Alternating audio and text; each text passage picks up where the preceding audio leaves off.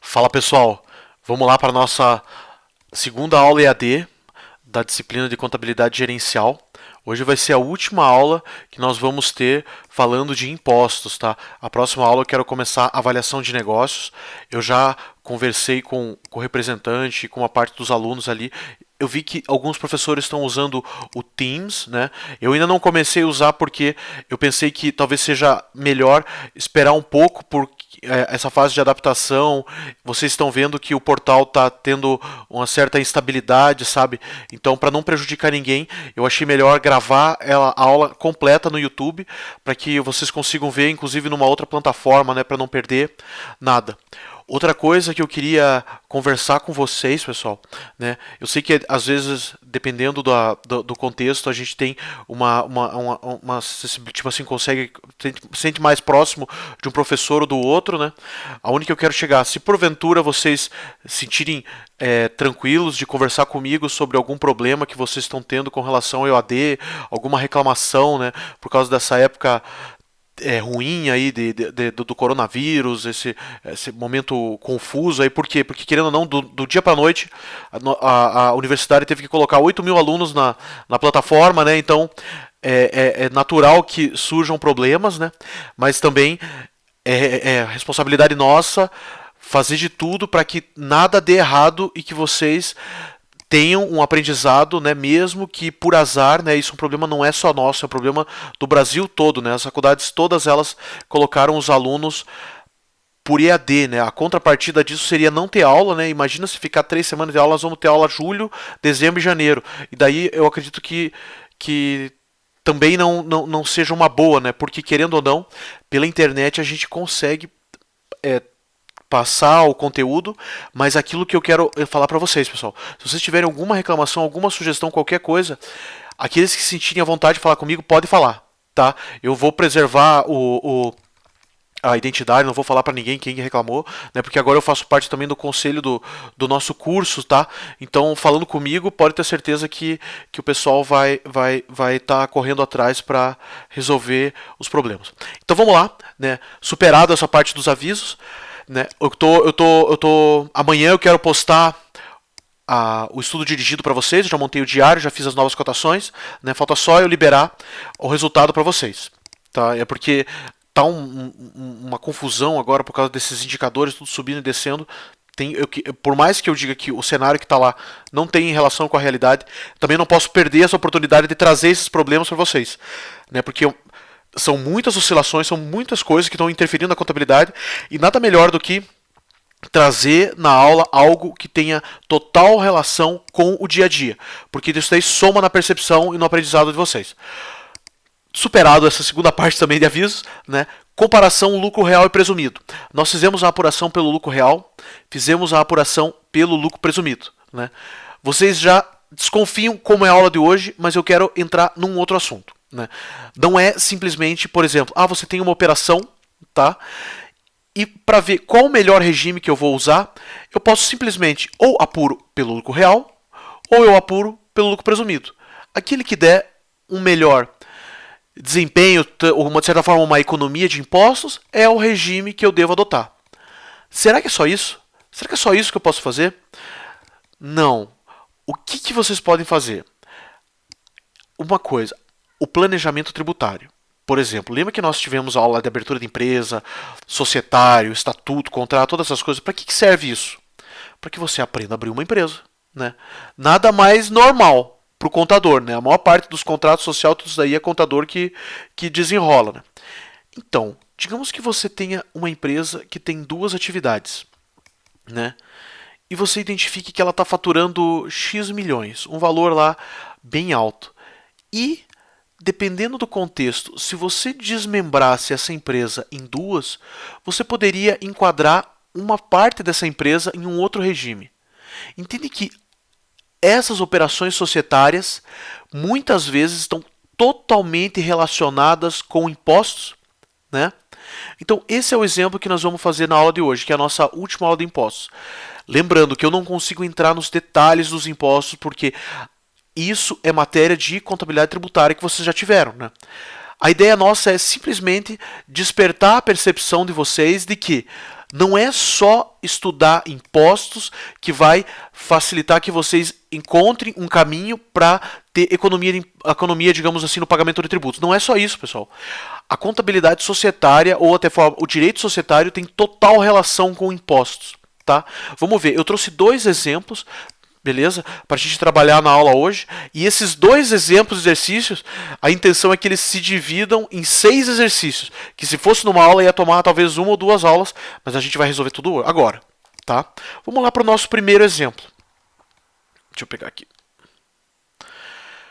Uma empresa, ela tem um faturamento de 600 milhões com a venda do produto A e 70 milhões com a venda do produto B. Opa, isso daqui deixa eu arrumar. Com a venda do produto B. Beleza? Além disso, custos 150 milhões com A, 20 milhões com B. Despesa de salários, 50 com A, 5 com B. Está totalmente dividido. Tá? Custo de limpeza, multas. Vamos lá para a nossa resolução.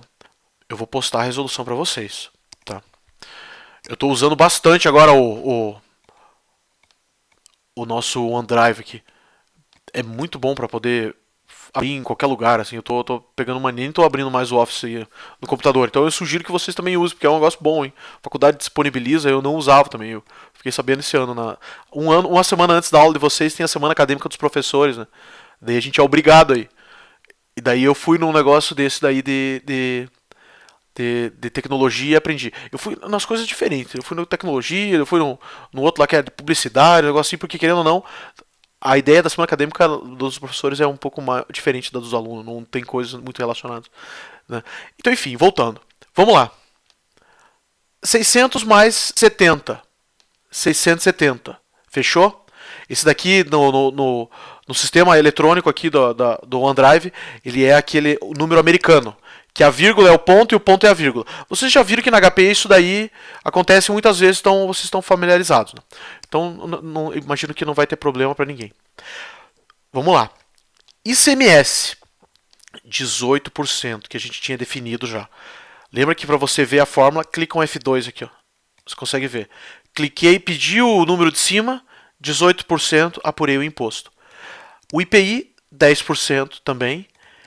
No lucro real aqui, 1,5%, 1,65%, a apuração, 7,6% de PIS, COFINS, né, aqui é no caso COFINS, receita líquida dos impostos, né, o meu custo somado, que eu tenho aqui no outro, né, 150 mais o 20, 170, temos o nosso lucro bruto, a receita líquida menos o custo, salários 50 e mais 5.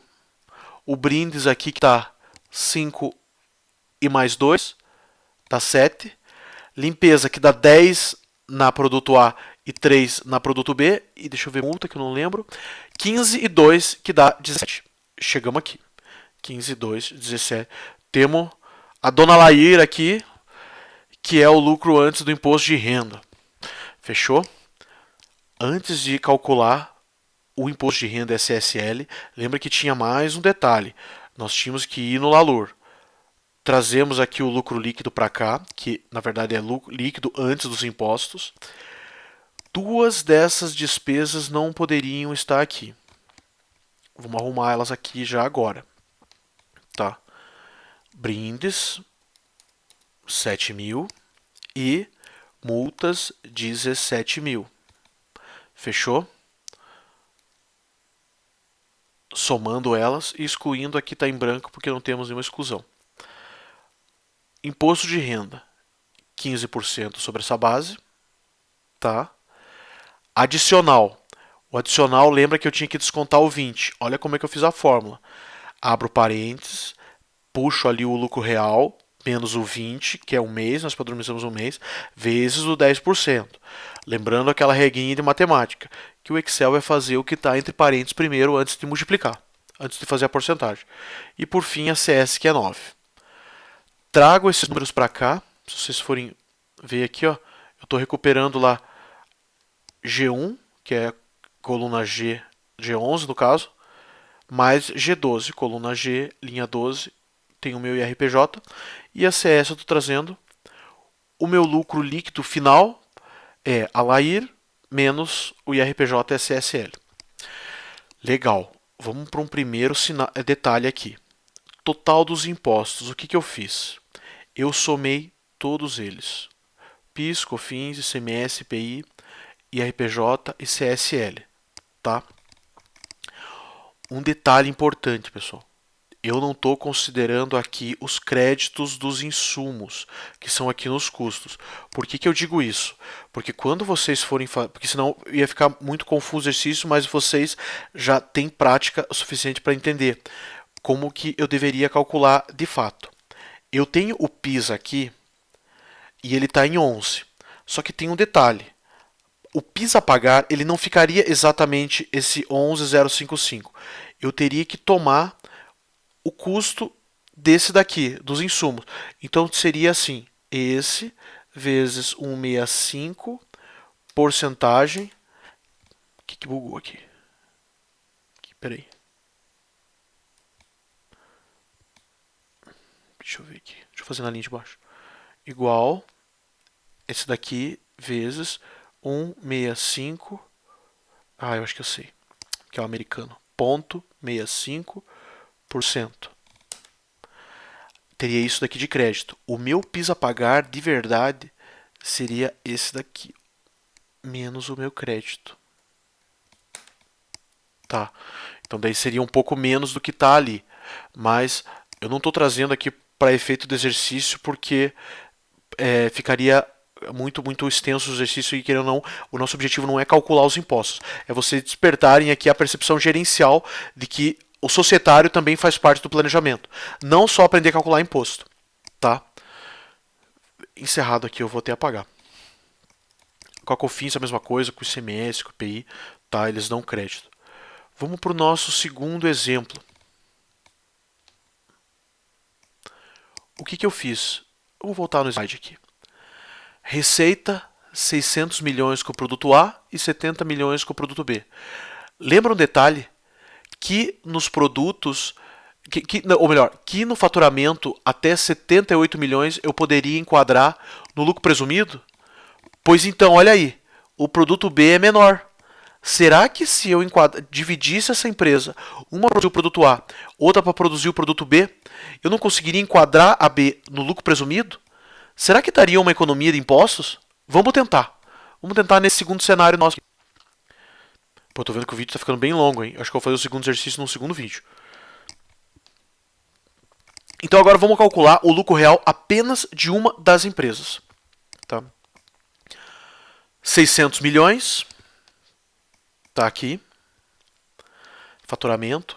18, 10, 1,5 e 7,5. 7,6 dos impostos. Tenho aqui a minha receita. O custo e tenho o meu lucro bruto. Vamos ver os meus salários. 50 mil de salários, 5 mil de brindes. Tá 50 mil de salários, 5 mil de brindes. Limpeza, 10 mil e 15 mil de multas. Limpeza, 10 mil e 15 mil de multas. Encontrei a dona Lair. Calma aí.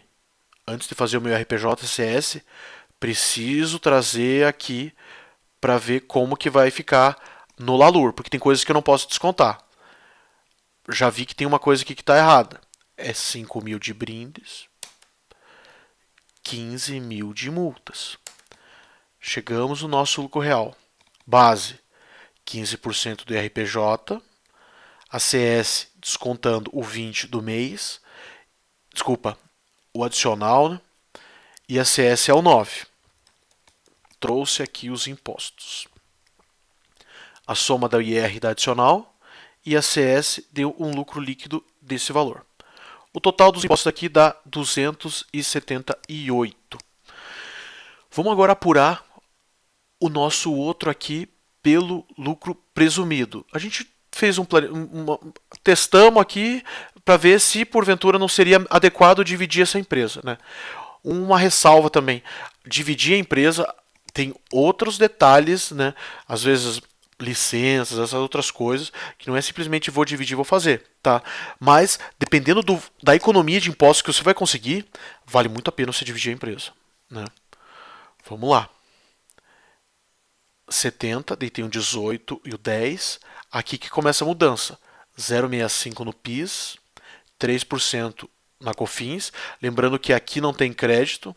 Aquele detalhe que nós trouxemos no exercício anterior, que eu fiz aqui o cálculo do crédito, do custo, e descontei, né, para ver, de fato, se fosse calcular até o fim, teria tudo. Né? Aqui não existe. Aqui não nada dá crédito. Tá? Então você tem o custo de 20, que nós temos aqui no exercício, ó, custos de 20. Vamos já adiantar aqui despesas de salário de 5 e brindes de 2. Vamos ver quanto eu coloquei lá. Despesa de salário de 5, brinde de 2. Materiais de limpeza 3 e fiscais aqui 2 para o B. 3 e 2. 3 e 2. Chegamos na Dona Lair antes dos impostos. Calma aí. Nesse caso aqui, de certa forma, é indústria, ele que é geral. O imposto de renda ele tem uma base presumida. Eu não estou preocupado se esse daqui é o lucro. Eu estou preocupado essa base. Olha aqui que já tem uma vantagem. O lucro verdadeiro que eu tive foi esse. Só que para efeito de presunção a Receita aceita esse daqui. 8% para efeito de RPJ e 12% para efeito de CSL. Vamos calcular então. 15% sobre a nossa base do RPJ, dá 800. O adicional, opa, não tem, porque deu menos de 20. Então isso daqui já é uma vantagem. E 9% sobre a base ali. Descontando a Lair menos os nossos impostos. Lembrando que isso aqui é só apenas uma base de presunção para o cálculo dos impostos. Ele, de certa forma, é feito o apartado, depois você traz o cálculo para cá. Né? Os impostos tá no DRE normal.